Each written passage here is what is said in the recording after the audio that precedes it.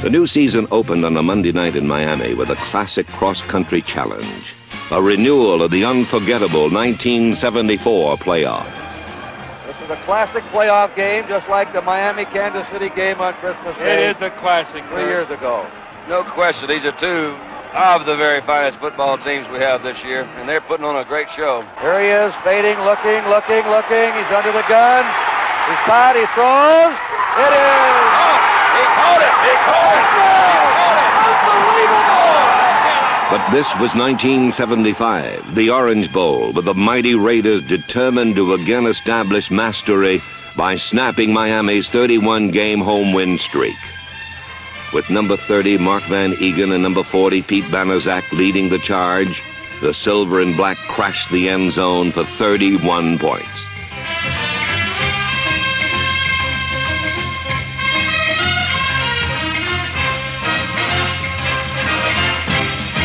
Tony Klein, number 84, added a sack to Bob Greasy's 4 interceptions.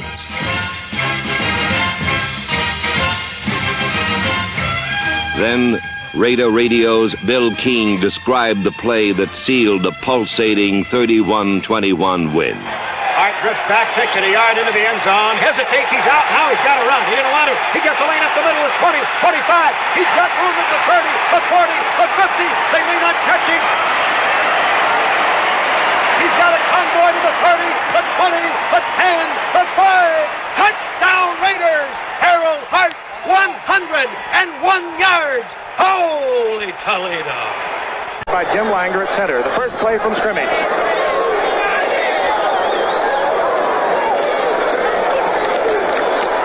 And this is Morris. Tipping to the outside, and he could, and just tripped up over the 35, going down at the 39, and had he been able to get around that corner, he was gone. He has great speed. A 19-yard pickup, first down. From the Orange Bowl in Miami. Ball just over the 41, and getting the call is Nottingham. He fumbles. And battling for the ball and coming up with it is number 84, Tony Klein. And Miami Dolphin was lying right alongside of the ball. He did not see it, and Oakland gets their first turnover, something that they major in during the course of the season. Well, tonight, every game open play. Second down and 6. Stabler goes to Blitnikoff, is complete. Blitnikoff had what appeared to be the first down. He stepped back as Bob Matheson laid a hit on, and he could have lost the first. Coming off a great year. Hubbard gets the call, and Hubbard, the big fullback, 235 pounds of him, gets the first down. He gets the first down, and for Oakland at the 26-yard line of Miami, Stabler dropping and looking. Gets a tremendous rush, steps away from the charge with number 74, Randy Clutter, but it was enough to force a 6-yard loss for Oakland. Opens up his tight end. Firing, and it's complete to Cliff Branch. Cliff Branch, the little 5'11", 170-pounder out of Colorado, gives Oakland a clutch first down. He just completed a key third down pass to Branch for the first down. Now he hands off to Banaszak. Banaszak over the right side. Pete Banaszak, the veteran, 10 years out of the University of Miami. Yep, on second down and 12. Stabler with the time, gets it away to the big tight end, Bob Moore. Moore, very close to the first down. It'll be pinned where they mark the ball. The tight ends are in. Casper and Moore for Oakland. Hubbard, as you would suspect, gets the call, gets the first down. Down to the 2-yard line, leaping over the blocks of Dave Dalby, George Beeler, and Gene Upshaw. Banaszak with that first down for Oakland. Hubbard is on the bench. We don't know why. We'll check it out. Banaszak hurtling into the end zone for the touchdown. Pete Banaszak, who did not play hardly at all in preseason. Nine-man defensive secretary on third down and 10. Crazy in trouble with Tony Klein, who recovered the fumble that led to Oakland's first touchdown in the Rose Bowl. 3 consecutive years, and Seifel has to hurry it. It goes end over end. Colsey without the fair catch. Colsey inside the 40 of Miami to the 39-yard line. Hit there by Mike Colon of Miami. Dropped by Reese. It's on first down, and the ball goes to Harold Hart, the second-year man out of Texas Southern. He gets 5 yards. Hubbard, and the big fullback turns the corner. It's close to the first down. Letting his back to the left. Greasy is looking for an isolation situation, and this time it's picked off by Oakland. Gerald Irons. Dropping deep. Gerald Irons. In there now, number 36. Play action fake by Greasy. He wants the whole bundle. And he goes down at the 32. A loss of 7. Otis Sistrunk, number 60, was in there, along with Gerald Irons. A gamble by Greasy backfires. To the 39 as Oakland takes possession. Marv Hubbard back in the lineup over the left side, getting yardage out to the 45-yard line. A gain of 6. The ball just over the 45 for Oakland. Stabler, Hubbard wide open over the middle. First down inside the 40 of Miami. Marv Hubbard hit there by Mike Cullen. Jess Phillips on the 35. Banaszak at 40. Here's Banaszak. Big hole, and Banaszak spins and twists inside the 30-yard line. Once again, they're ripping through that young middle of the Miami defensive line. They're down less than a yard for Oakland. Stabler. Wide open, tight end, Dave Casper. And Oakland continues to move. A gain of 15 as the second-year man, Dave Casper from Notre Dame, comes up with a key catch for Oakland. And I think they still miss him down here.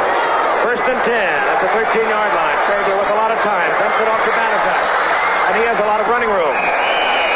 Banaszak all the way down to the 5-yard line. Hit there finally by Doug Swift. I know what Otis Sistrunk, number 60, right there on your camera saying right now. He's saying easy money. He hasn't played over 2 minutes, I don't think. And as you can see, too, it's hot. Alex, you'd like to see Oakland play ball possession. Only about 80 degrees, 79 at kickoff, but it is humid.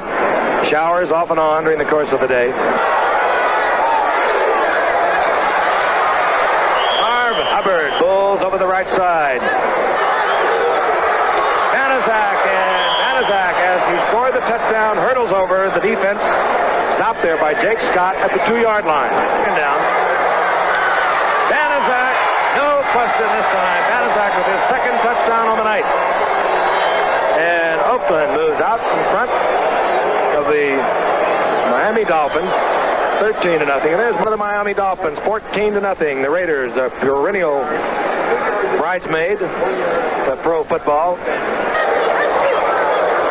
This is Gracie. And this is Mercury Morris, and running into a lot of trouble. Mercury Morris in there from his middle linebacker spot, Monty Johnson. The ball at the 16-yard line. Gracie back and looking. Gracie will go down. Horace Jones, number 82, from defensive end, all over Bob Gracie, and the Bluebirds begin to vocalize once again. The ball against Oakland on the ground, and out with an injured ankle. 1st and 10. Oakland gives the ball to Banaszak. He turns the corner, has running room. And Oakland chewing up the Miami defense as Banaszak goes down to the 26-yard line, a gain of 14. And the guy they turned the corner on there, Doug Swift, the gentleman from Amherst. He's in there, number 40. Or rather, number 34, Harold Hart. And Harold Hart spins away from a tackle by Charlie Babb. And now a flag goes down as John Andrews comes over to make the stop on Hart. For Oakland. Banaszak. Bouncing off Miami Dolphins, and he's all the way down to the 11-yard line. Finally dropped by Charlie Babb. 14-yard picked up by Banaszak, who's having some night. Well, 3rd down and 6. Ball just inside the 11. Just Phillips. And Phillips high steps it down to the 6-yard line. Finally stopped there by Bob Matheson. He's a tough runner, boy.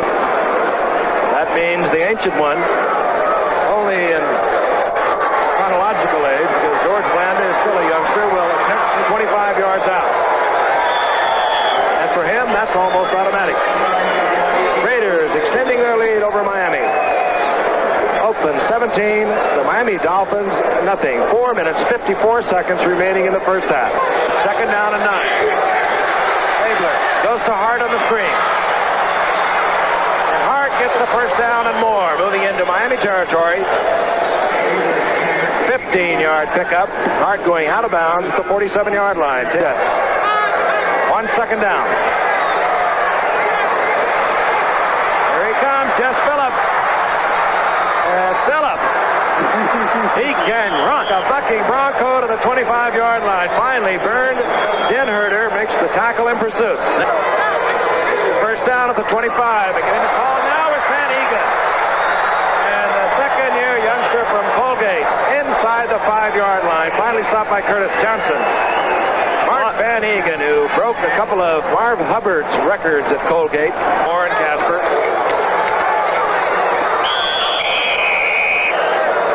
Otto said today he felt like his life was over.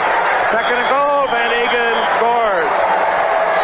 Mark Van Egan touchdown. This drive had, coming up to the last scoring play, had consecutive gains of 15, 22, and 21.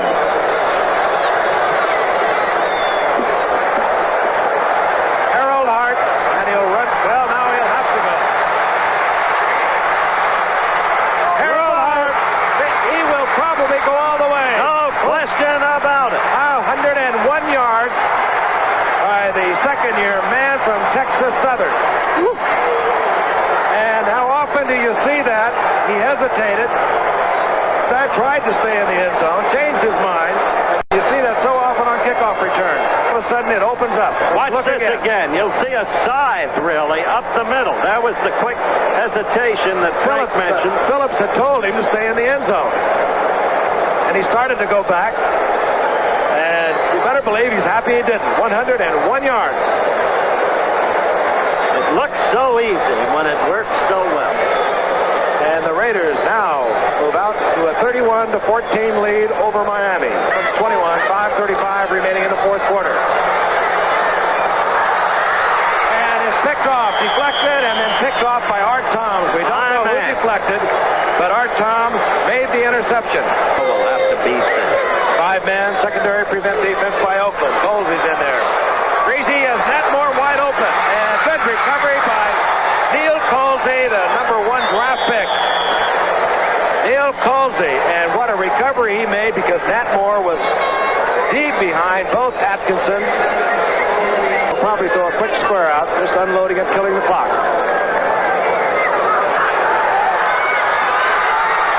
Who has it?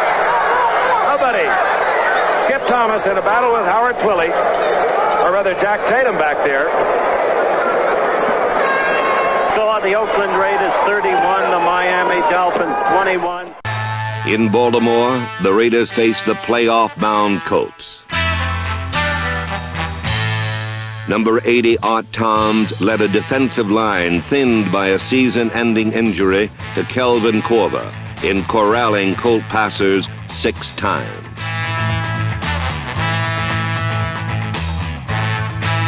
Behind explosive blocking by offensive captain Gene Upshaw, the Raiders scored on the ground.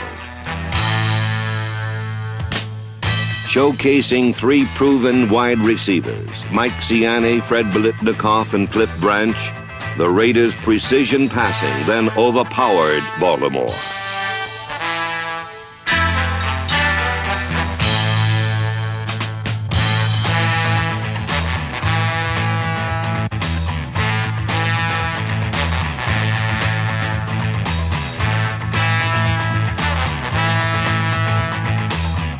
A touchdown by big tight end Dave Casper, number 87, helped Oakland rack up 31 points.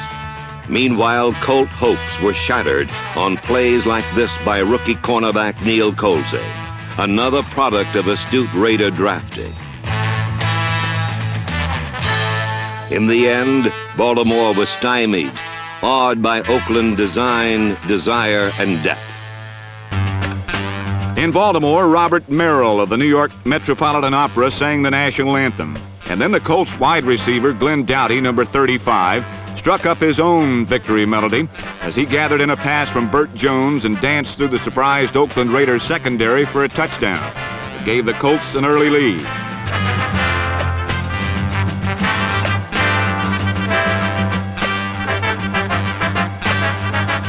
The underdog Colts led 10-0 in the first quarter and seemed to be marching to a winning tune until Oakland's defensive backs stopped the music.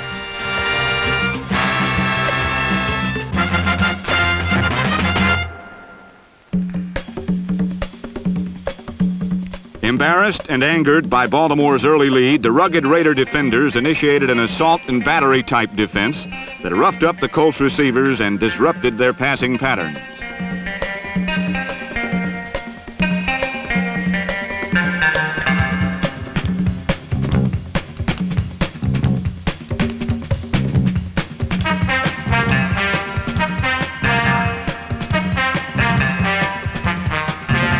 Oakland's defense repeatedly turned back Baltimore's scoring threats, and Neil Colsey, number 45, a rookie from Ohio State, ended one Colt drive with a leaping interception.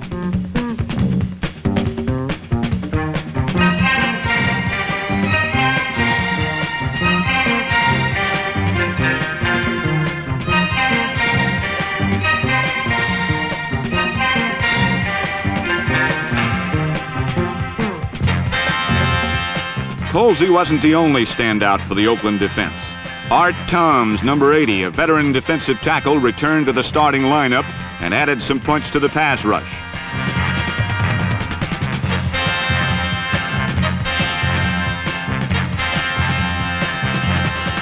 Raider coach John Madden calls Toms one of the finest defensive linemen in the league. And there are days, such as this Sunday against the Colts, when he appears to be just that. Toms not only excelled as a pass rusher, but his quick pursuit stymied Baltimore's ground game, and by the fourth quarter, the Colts offense had just about fizzled out.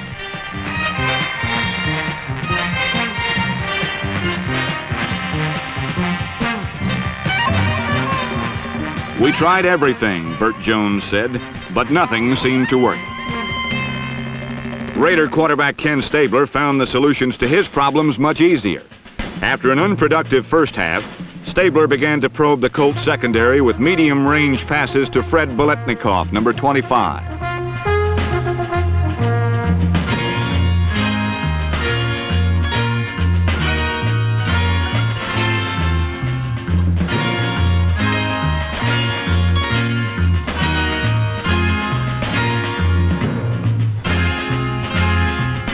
Although several passes to Biletnikoff were successful, the Raiders quickly discovered that the Colts were using 5 defensive backs in an effort to blanket Oakland's dangerous receivers.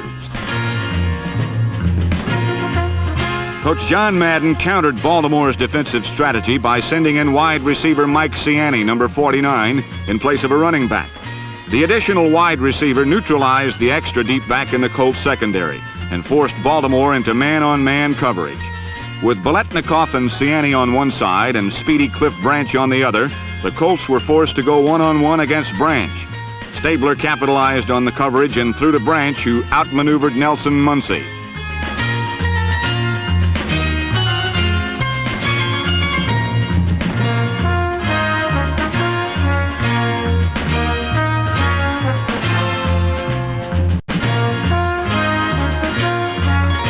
Branch's catch set up the deciding touchdown, and after the game, Coach Madden explained to reporter Stu Ross the elements of his 31-20 victory. In San Diego, the Chargers were held to just 5 first downs by the likes of aggressive Otis Sistrunk, number 60. Ray Guy, again the NFL's leading punter, deftly kept the Chargers down deep all afternoon. With quarterbacks Ken Stabler and Larry Lawrence hobbled, and Biletnikoff, Hubbard, and others sidelined, the offense relied on George Blander's field goals for a 6-0 victory. In Week 4 in Kansas City, the hot-handed Chiefs pranced for 42 points.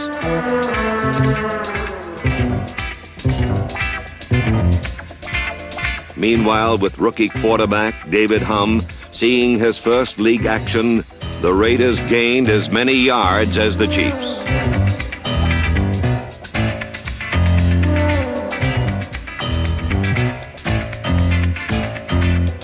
But with only 1 touchdown, the Silver and Black suffered their first loss of 1975, 42-10. In rainy Cincinnati, the weary Raiders were on the road for the 7th consecutive weekend. Defense owned the day, and alert linebacker Phil Villapiano owned 1 of 4 Raider interceptions. but the Bengals brought one back all the way to squeak out a 14-10 victory.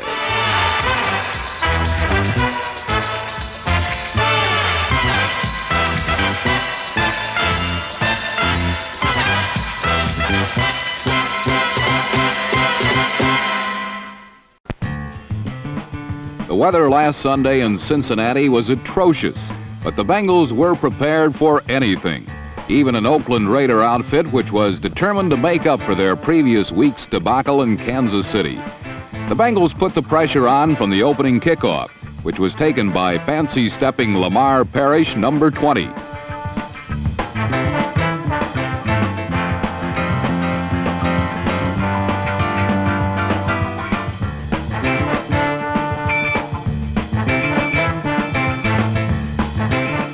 This was not a day for fancy stepping.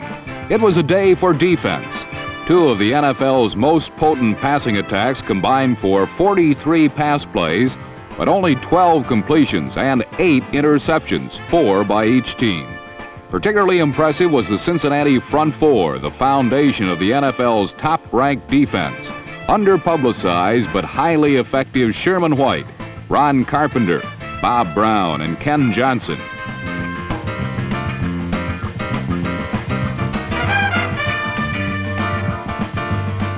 Last season's most prolific offense was held to 7 points, but the Bengals were held to none until 2 big plays won the game for Cincinnati. First, a post pattern from Ken Anderson to the Bengals' other wide receiver, Charlie Joyner, number 18.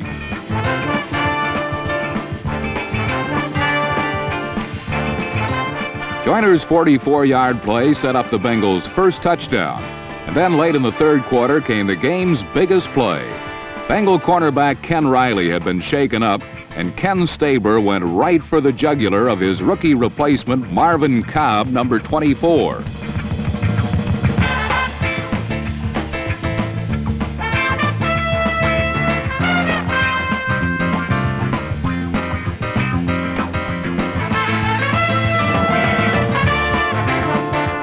Marvin Cobb's first play as an NFL pass defender would be tough to improve upon. But later he capped off a scintillating debut with another interception. As Coach Paul Brown said afterward, we know now that we don't have to be afraid to use Marvin Cobb. No matter how many points the opponents score, the Raiders can always score more. Last year, quarterback Ken Stabler set off the most explosive offense in football. But so far this season, there have been more duds than explosions. Last year, Stabler was intercepted only 12 times. But this year, with the season not quite half over, he's already suffered 13 interceptions.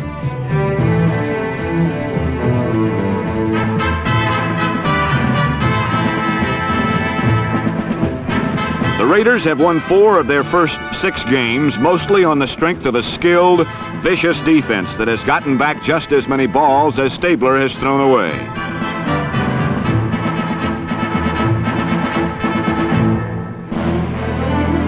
Their secondary is as scary as a castle full of monsters, said quarterback Jesse Freitas of the San Diego Chargers.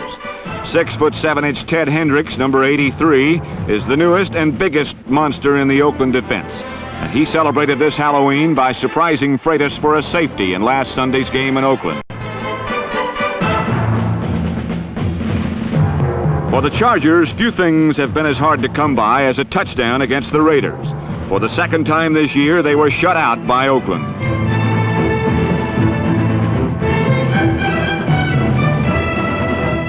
Oakland won its divisional title last year in 10 weeks, the football equivalent of clinching a pennant in the first week of August. Last season, Stabler threw 26 touchdown passes. This year, his wary opponents have permitted him only 2.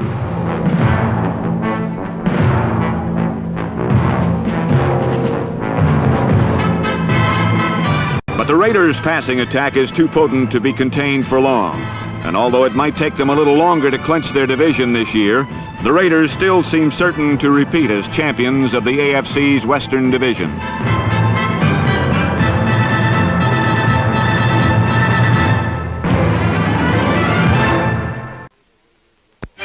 Finally, the Raiders were home. With San Diego in town, the Oakland defense raced out, bound for glory. This would be the very first time that the Raiders ever registered 2 shutouts in one season.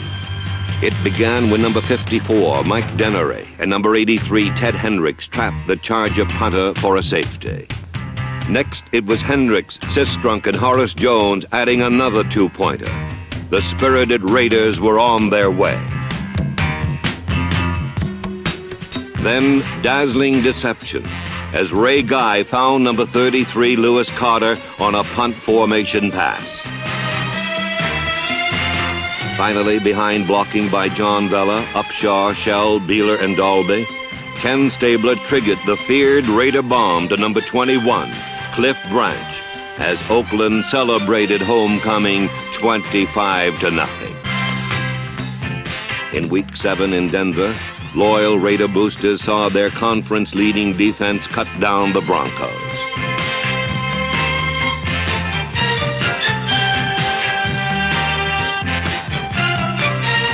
With sturdy center Dave Dalby, number 50, offering protection, Stabler hit number 25, Fred Biletnikoff, for 6 of Oakland's amazing 35 second-half points. Neil Colsey returned 3 punts for 127 yards, en route to an all-time NFL record 655 yards in that category.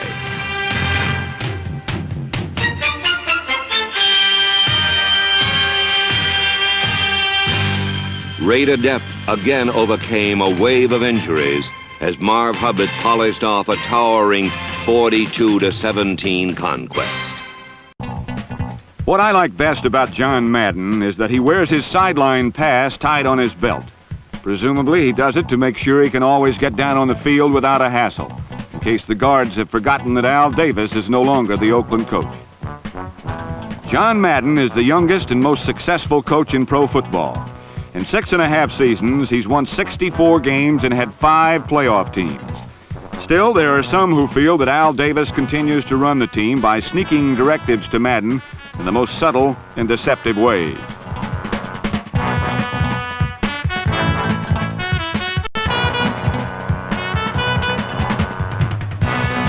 But John should not be underestimated, as he holds a master's degree from Cal Poly, and believe it or not, on the field, he does run the Raiders.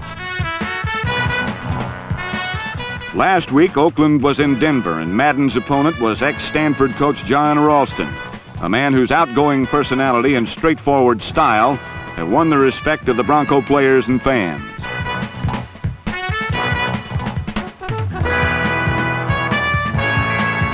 In Denver, the Raiders started poorly, and many early plays disintegrated in chaos.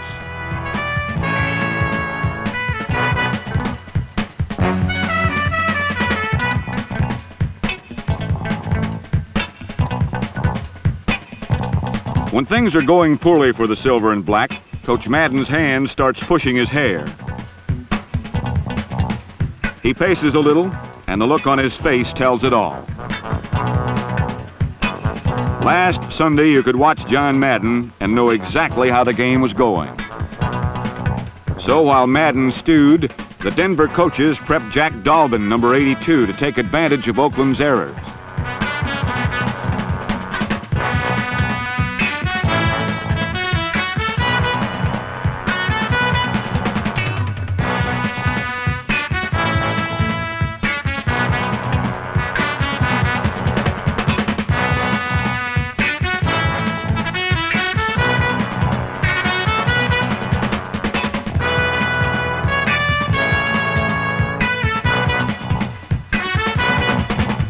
Dalbin's score boosted the Broncos to a 17-7 lead.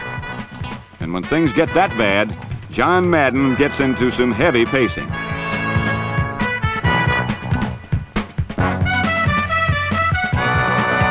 Finally, in the third quarter, the Raiders got going.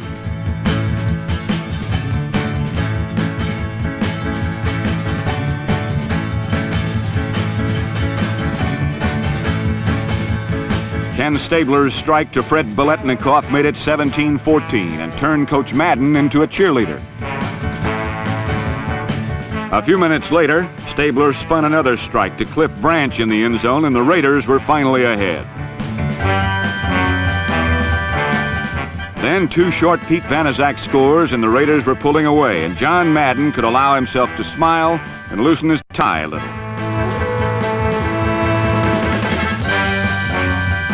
With a 35-17 lead and time almost gone, Oakland had merely to administer the kiss of death.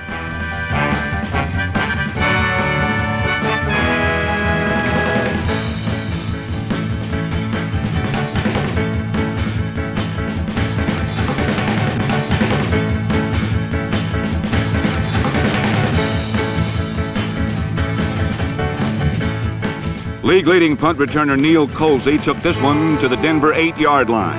And as John Ralston signaled frantically for a timeout, John Madden signaled that Denver's case was hopeless. Right now, the Raiders are the NFL's best defensive team, but last week it was their offense that exploded. With a mere few seconds left on the clock, John Madden could relax and get full enjoyment from Marv Hubbard's 7-yard pop, which made the final score 42-17 Oakland.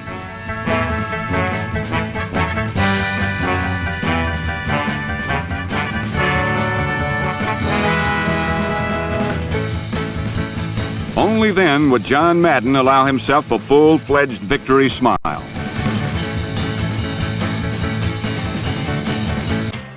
When the Saints came marching in Week 8, they ran into a poised Raider offense primed for points. With number 28, Clarence Davis, powering for tough yards, the silver and black poured over, around, and through the shocked Saints.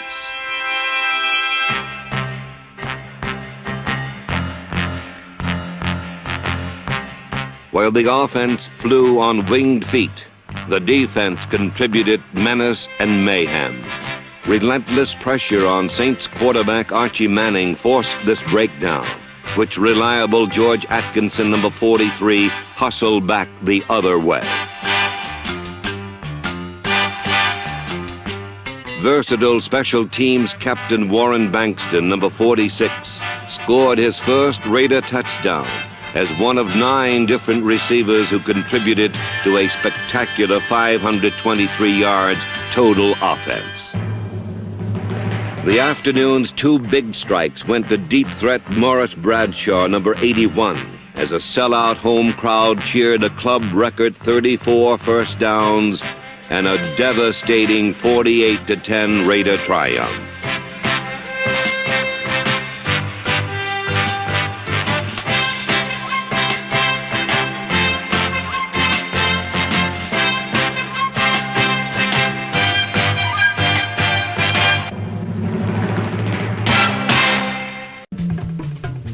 Another first-place team that seems to be suffering from the mid-season blahs is the Oakland Raiders.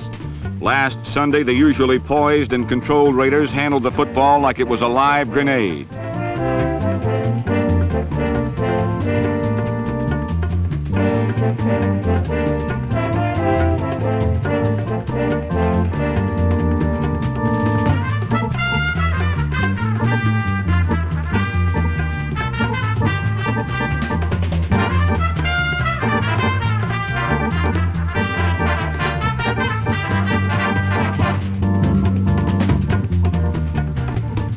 Fortunately for the Raiders, their opponents were the New Orleans Saints. The Saints have never had a winning season, and last Sunday they moved smartly toward their 9th consecutive losing year.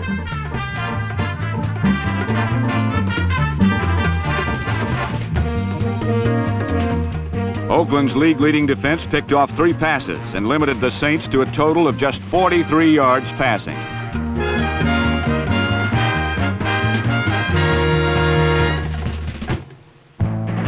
After a ragged beginning, Oakland's offensive machinery began to mesh, and the Raiders cranked out 7 touchdowns.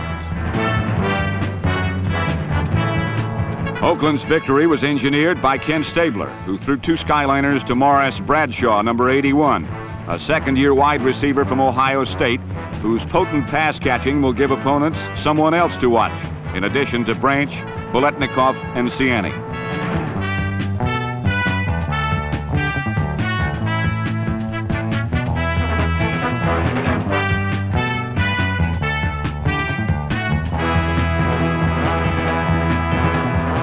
The Raiders racked up 48 points, and although they were scored against a weak team, they were accumulated in such impressive fashion that the old Raider Lightning could be soon electrifying the AFC again.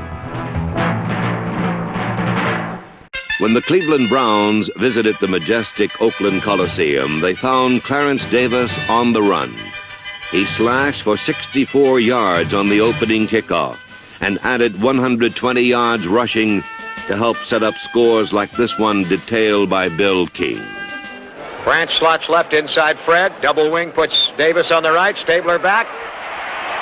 Looking, going to Branch, wide open. Touchdown Raiders! Branch committed highway robbery without a gun.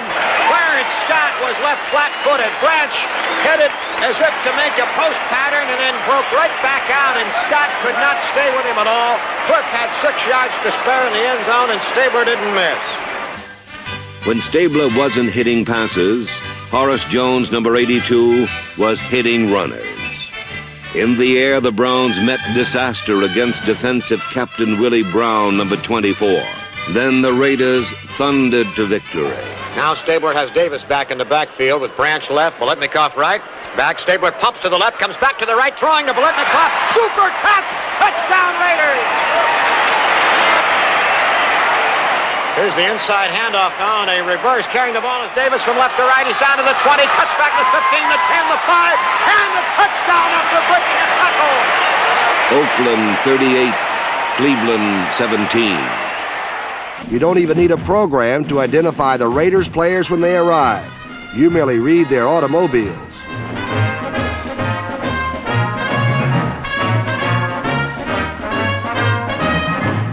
Sporting the best winning percentage since 1963, the Oakland Raiders are glamorized and publicized as the Pride and Poise Boys, the Bay Area's most consistent winners.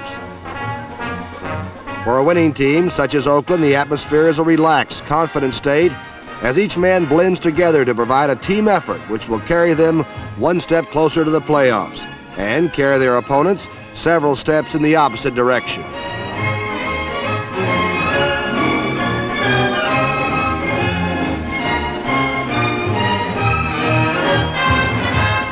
Oakland ranks second only to Minnesota in overall defense and leads the AFC in stopping the forward pass.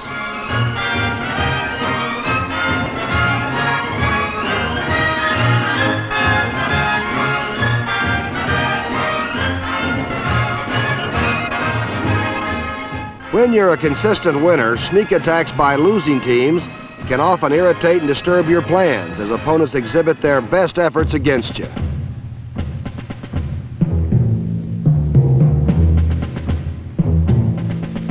Although the winless Cleveland Browns fought hard last Sunday, their cause was in vain, and their isolated highlights were but encouraging reflections in the otherwise dismal sea of defeat which has rocked the Browns all season long.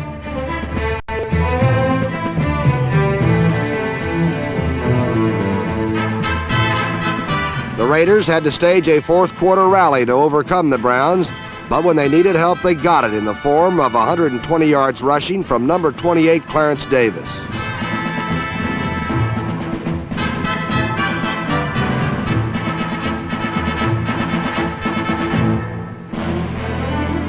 Davis scored 2 Raider touchdowns in a 38-17 win as Oakland tightened their grip on first place in the AFC West.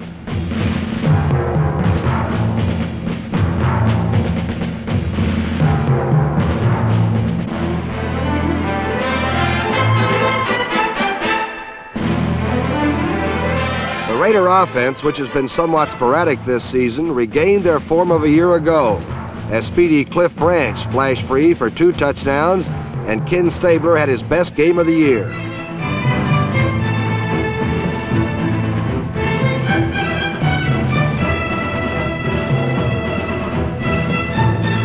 Branch was a swift, sudden breeze which blew past the Browns for 5 receptions, passes delivered right on cue by the confident Kenny Stabler.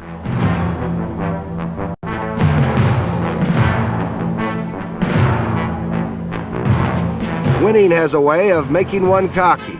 It stirs up a pride from within that spawns belief in your own abilities and those of your teammates. For the Oakland Raiders, this self-assurance has apparently surfaced right in time for the final push to the playoffs, while other teams, like the Cleveland Browns, are left to ponder the many reasons for defeat. Next on the schedule, a first trip to our nation's capital to face the Washington Redskins. The huge national audience knew about the pride and poise, drama and excitement that are Raider traditions. They saw Oakland roar back like a mighty train. Hubbard is out. Banaszak is in. Turning the left side. Upshaw, good block down to the 20, the 15, the 10. Riding a man, but he goes all the way to the end zone. Touchdown, Raiders! And the Raiders have turned the complexion of this game back into a silver and black aura.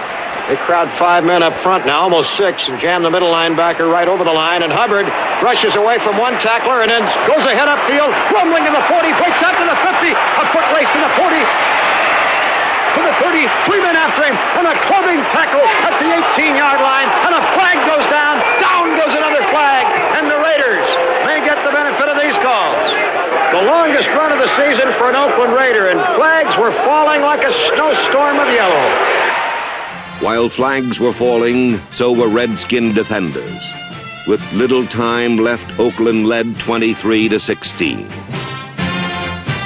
However, a last-ditch Washington effort tied the score at 23 and put the Raiders into the first overtime game in their remarkable 16-year history.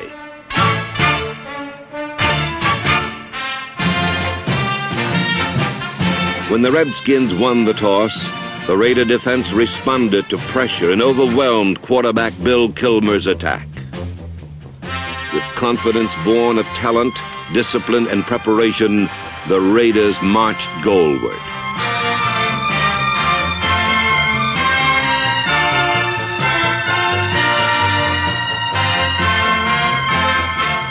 Finally, it was time for ageless marble George Blander and the field goal team to clinch the Raiders' momentous 26-23 triumph, ensuring an 11th consecutive winning season for the Silver and Black.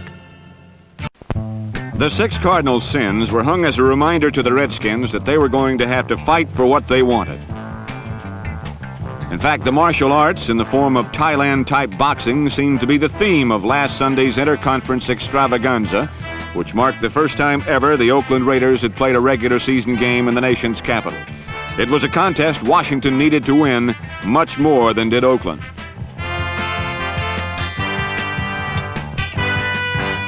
And of course, as far as Redskin fans were concerned, the good guys wore red and the bad guys wore white.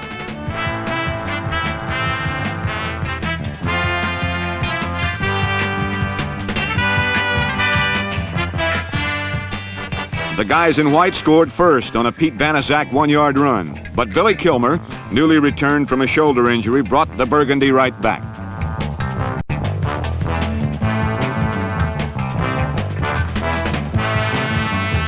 His pass to Charlie Taylor tied the score at 6 and helped Charlie amass 6 catches for the day, which leaves him only 10 short of Don Maynard's all-time reception record. Last Sunday, one of George Allen's main objectives was to defuse the bomb, which meant stopping Cliff Branch, number 21. The Redskins did it so well that Branch finished the regulation portion of the game with a lone catch. Undaunted, the Raiders turned runners, and Pete Banaszak chugged 27 yards for a 13-9 Oakland edge. In the Bay Area, they say Banaszak has a nose for the goal line, and his 11 touchdowns thus far this season seem to bear that out. But the real sledge horse of the Silver and Black ground game is number 44, Marv Hubbard, who is second only to O.J. Simpson in average yards per carry. A little rough tackling by number 30, Bryant Salter, made Hubbard's run 15 yards better. And once again, Oakland was knocking on the end zone door.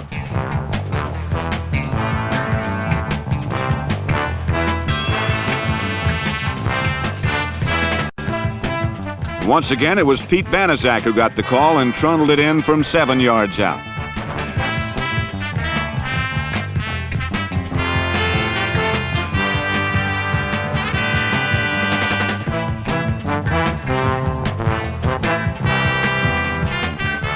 With the score now 20-9, it looked as if George Allen's men of age and wisdom were about to let the game slip away.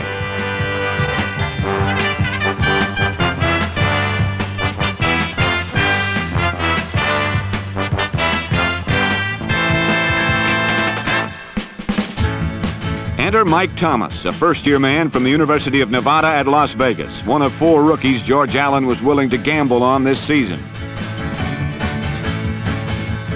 The gamble has paid off because Thomas has taken up the slack left by the hobbled Larry Brown and is 3rd in the NFC in rushing as well as being a sure-handed receiver.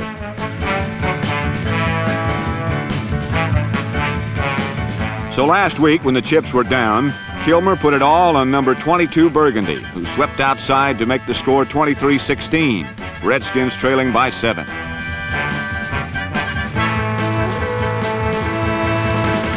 Then in trying to pad the Oakland lead, Ken Stabler hit a wide-open Chris Hanburger right at the numbers. It was the 5th turnover taken by the Redskins, the exact number George Allen had said would mean victory. He was almost right.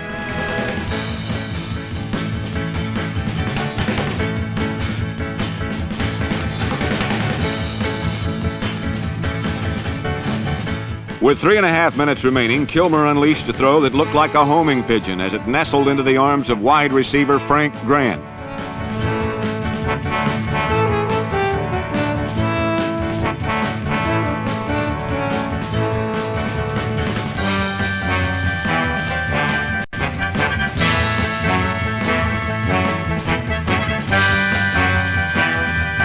A repeat of the play shows that Kilmer had good protection and even better direction on the ball, which helped Grant beat one of the all-time greats, Oakland's all-pro cornerback Willie Brown.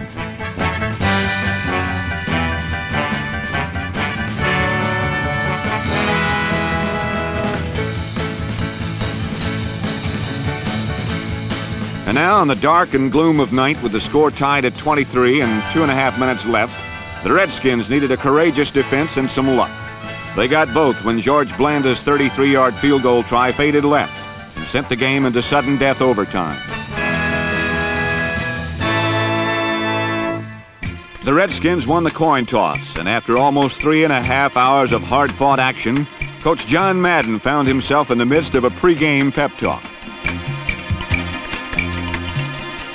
Whatever the words, they must have been inspirational as the Redskin charge was buried beneath white jerseys.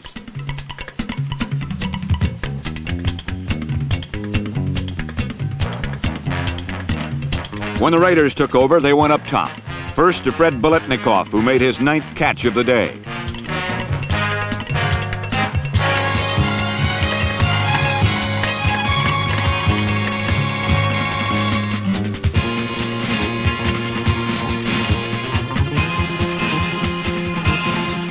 Working with the confidence and coolness of a man who's been there before, Stabler continued to slice through the Redskins secondary.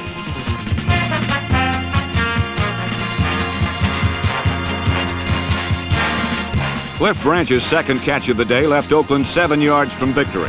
And although he could have tried to get up and run it in, Branch was taking no chance on a fumble. Now was the time of decision. After a 3-yard loss, the Raiders faced a 2nd and 10 situation.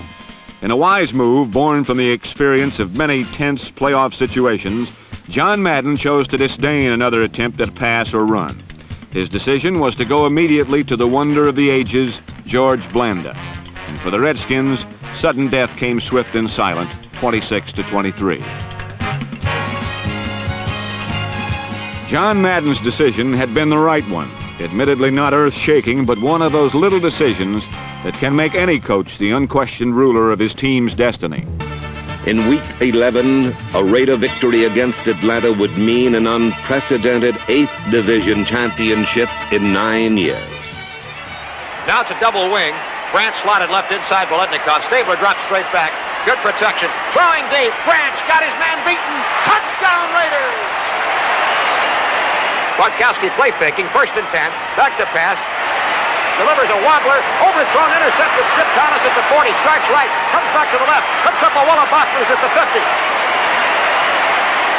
Cuts back toward the middle of the field at the 40. He is running laterally. Sidesteps another tackler at the 35. Down the right side to the 25. He's at the 15, and he goes out of bounds as a pile of Atlanta Falcons finally drove him out. Skip Thomas on a dazzling dipsy-do return. 5 men jammed in. Back he goes, sets up quickly, looks right, looks left, can't find anybody. Comes out running. Little toss to Branch. Touchdown Raiders! Here's the pass on a screen to Van Egan at the 20. He's got a wall at the 10, the 5. Touchdown Raiders! Despite Oakland's deluge of points, Steve Bartkowski brought Atlanta to the front 34-31. With just 6 seconds left, a Blanda field goal tied the game. And this time, even the extra period was a heart shaker. Here comes a 3-man rush. Stabler back. He looks. He fires to Branch. Comeback catch, but he can't get out of bounds. He jukes a man and does get out on the 19-yard line with 2 seconds to go. I can't believe it. Branch made a 360-degree turn in front of Brazina, who had hit him, but he did not go down. Oh, it took some guts that time. At the 19, the line of scrimmage, it'll be about a 36-yard field goal. Snap, spot, kick on the way. Good! And George Blanda is still the people's curse at the Oakland Coliseum. George Blanda from 36 yards has kicked the Oakland Raiders for the second consecutive week into an overtime victory. The final score in the overtime, Oakland 37, Atlanta 34. But Ken Stabler of the Oakland Raiders is a mature quarterback in command of his craft.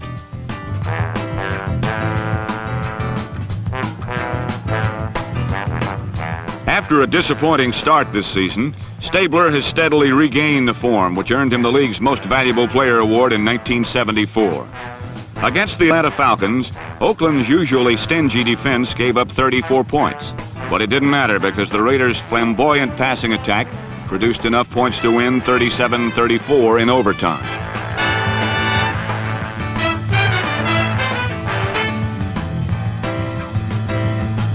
Next, a Monday night TV audience saw the Oakland Raiders, reigning AFC Western Division champions, go for 7 wins in a row. The defense was superb, as second effort had become first nature.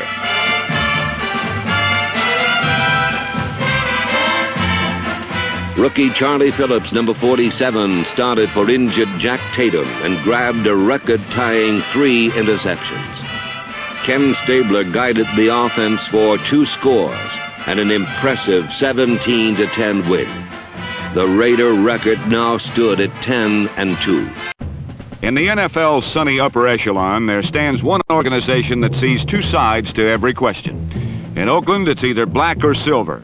With a menacing Buccaneer as a symbol, pride and poise for a motto, and pro football's dynamic organization on their letterhead, the Oakland Raiders are justifiably proud of an impressive tradition for excellence, best explained by Executive Assistant Al Locasal.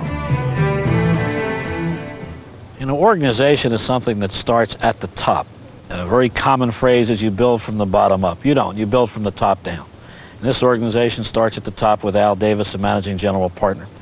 And Al's philosophy pervades the entire organization in every area, especially in player development, player recruiting. When we bring people in here, we're looking for people who will fit the philosophy of football that we believe in. For instance, when LaMonica was here, he was known as the Mad Bomber. We didn't throw long because we had LaMonica. We got LaMonica because we wanted to throw long. The Al Davis philosophy touches every facet of the organization. And one of Davis' strongest beliefs is the sacrifice of self for the good of the team. Oakland is not a team of superstars, but a group of excellent athletes pulled from a variety of sources to fill a precise role in the Raider system. Number 60, Otis Sistrunk, was picked up as a free agent after playing minor league football for the Norfolk Neptunes. Sistrunk now provides a good hard push into enemy backfields and complements other Raider skills like the great range and tackling ability of number 41, Phil Villapiano, Oakland's second-round draft choice in 1971.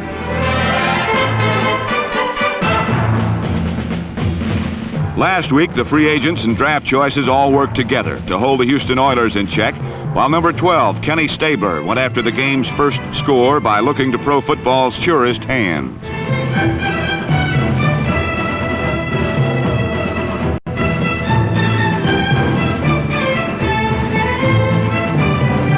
but Fred Biletnikov's apparent touchdown was ruled out of the end zone. So on the very next play, Stabler simply rotated receivers, calling the same pass to the same corner against the same defensive back, but this time using Cliff Branch for a touchdown that counted.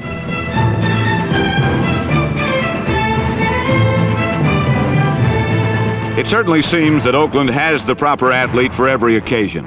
Old reliable running back Pete Banaszak, number 40, is tough inside the 5 and has rooted out 13 touchdowns this season. With their division title and a spot in the playoffs already tucked away, Oakland rested many of its regulars during the second half, giving youngsters like David Humm, number 11, and Morris Bradshaw, number 81, a chance to be a part of the silver and black success.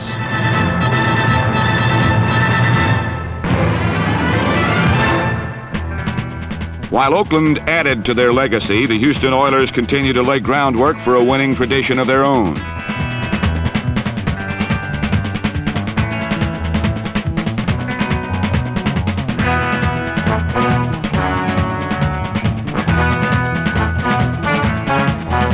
With the explosive talents of 00 Ken Burrow and Dante Pastorini, number 7, the Oilers have risen from ridicule to respect in only one season.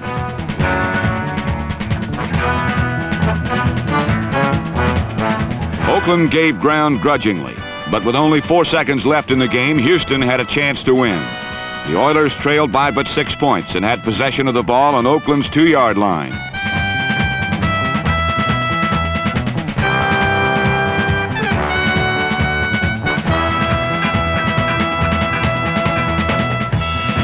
Pastorini hit Mac Alston as time ran out for a 27-26 Houston victory, the 9th win of Bum Phillips' exciting rookie season as Oiler head coach.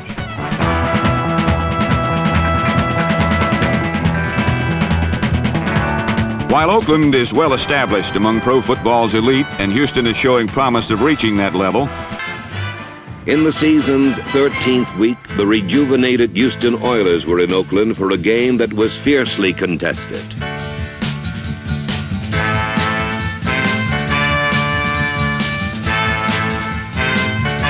With impenetrable protection from Art Shell, Henry Lawrence and number 64, George Beeler, left-handers Ken Stabler and David Humm drilled the Oilers for 26 points and a narrow Raider lead.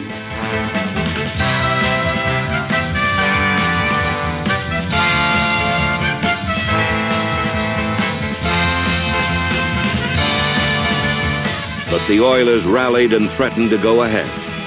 Raider victory seemed assured when Skip Thomas intercepted in the end zone, but a phantom call away from the ball nullified the theft, and Houston went on to win a squeaker in the last seconds, 27-26.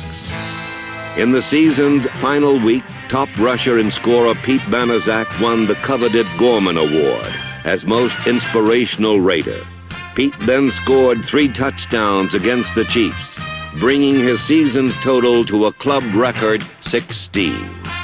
Tight end Bob Moore, number 88, caught this one of Ken Stabler's game record 11 pass completions in 12 attempts. George Blanda then became the only player in pro history to score 2,000 points. Near game's end, number 35, Jess Phillips, galloped 66 yards to help capture Coach John Madden's 70th win in 7 Raider seasons.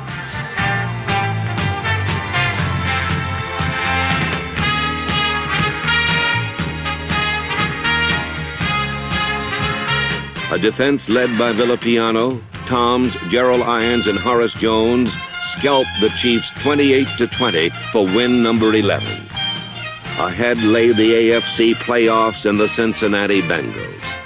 There was no doubt that the proud Oakland Raiders were ready. Ladies and gentlemen, your Raider defense. And in, number 84, Tony Klein from Miami, Florida. At tackle, number 60, Otis Sistrom. And middle linebacker, Monty Johnson, University of Nebraska. Oh, say, can you see by the dawn's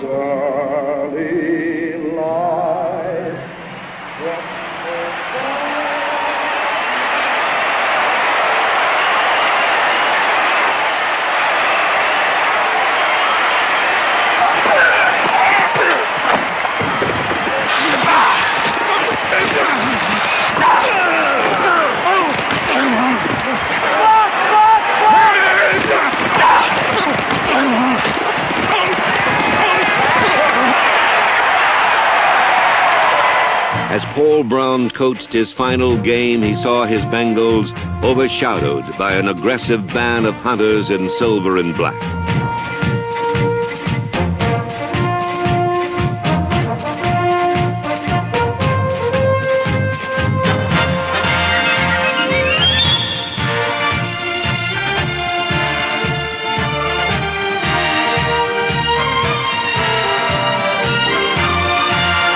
When the offense took over, Stabler followed Coach Madden's game plan and went right for the jugular.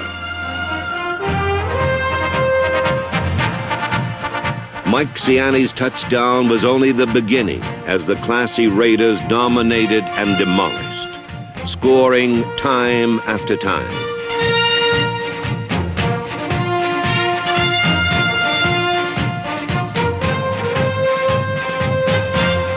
Behind pure power blocking, Raider supremacy was apparent as they swept on like a gathering storm.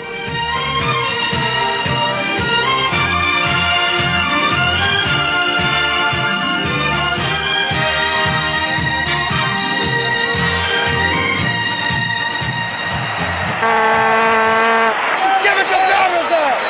Give it to him!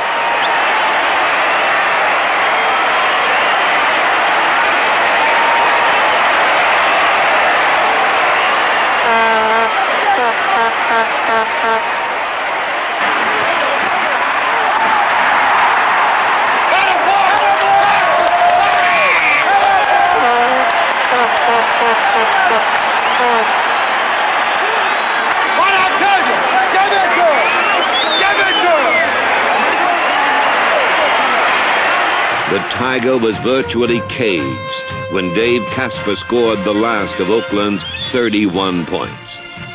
The Bengals closed to 28, but the rugged Raider defense met the challenge and brought down the curtain. Watch a pick, a pick, a pick! Finish up, finish up!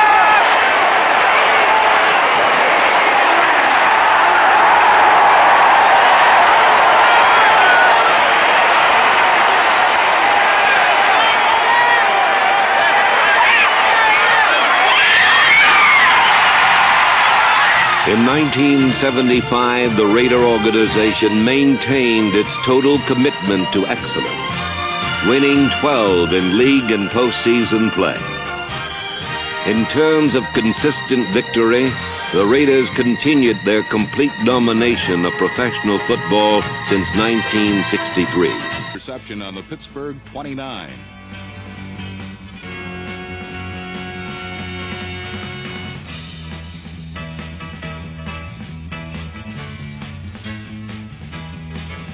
Bud Tatum's interception and display of disdain were for naught, for when George Blanda attempted a 38-yard field goal, no amount of body English could put the ball through.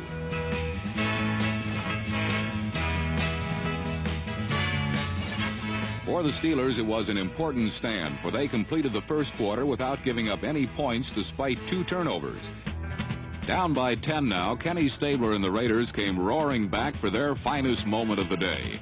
Number 87, Dave Casper, took 3 consecutive passes to set up Oakland's first and only touchdown. The first was for 23 yards to the Steeler 37. The second was on a fine catch between 2 defenders for 11 more.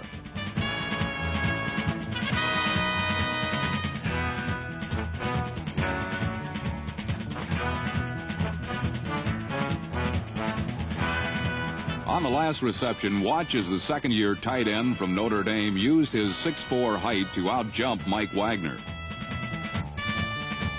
Casper had replaced starter Bob Moore, who was injured early in the third quarter and is only one of 4 tight ends on the Raiders roster.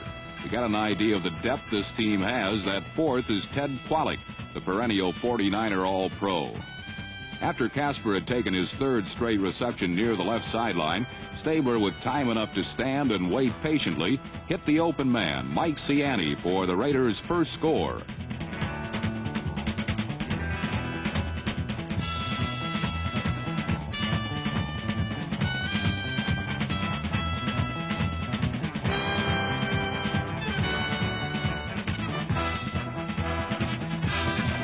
news of the day. But with 9.5 minutes left, there was plenty of drama remaining in this AFC Championship game. A bad center snap caused Roy Girella to miss the extra point.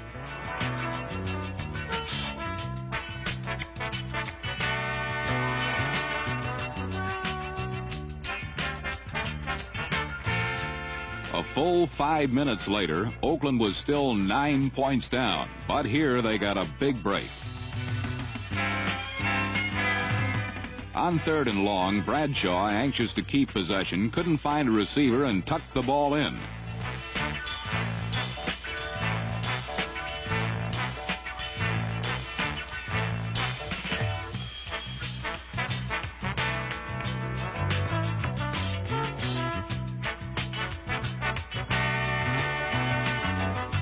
"13 yards later, Terry had a first down, but had been knocked silly doing it. And his replacement, seldom used second-string quarterback Terry Hanratty, entered the game.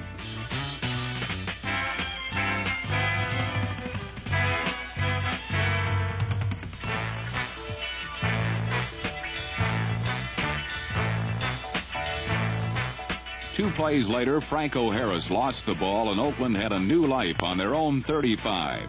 It was Pittsburgh's 8th turnover of the game. With 1:31 to go in the game, the Raiders' chances were bleak at best, but they quickly moved closer to the Steeler goal line on the arm of Ken Stabler.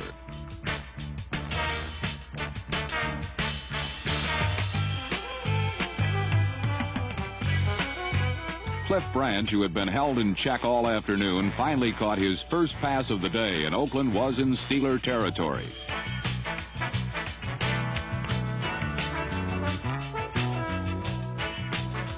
With 1 minute left, Stabler went back, made like a statue for a few seconds, then passed to Dave Casper for 14 yards.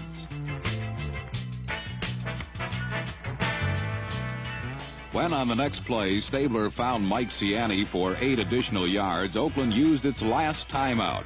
Stabler tried one more pass, which was incomplete. Then on 3rd down, Coach John Madden elected to go for the field goal since the Raiders needed 9 to tie anyway. And from 41 yards out, George Blanda gave it to him, his longest kick of the season. Behind by only 6, Oakland's only chance was a successful onside kick. Everyone in Three Rivers Stadium knew it was coming, yet it still worked. Marv Hubbard recovered Reggie Garrett's fumble, and the Oakland Raiders would have one last chance from their own 45.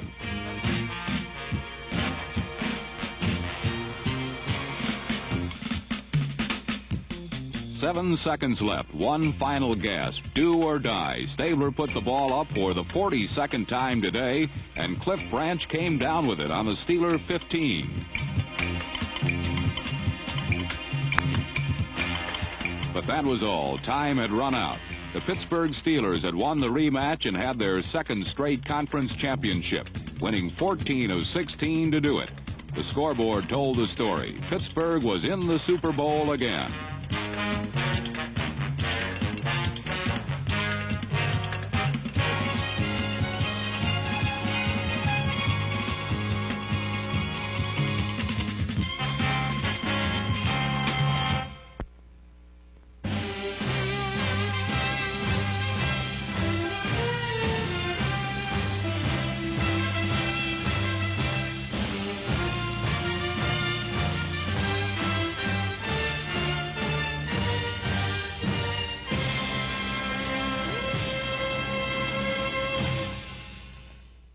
When owner managing general partner Al Davis rescued a faltering franchise and pledged to build sports' most successful organization.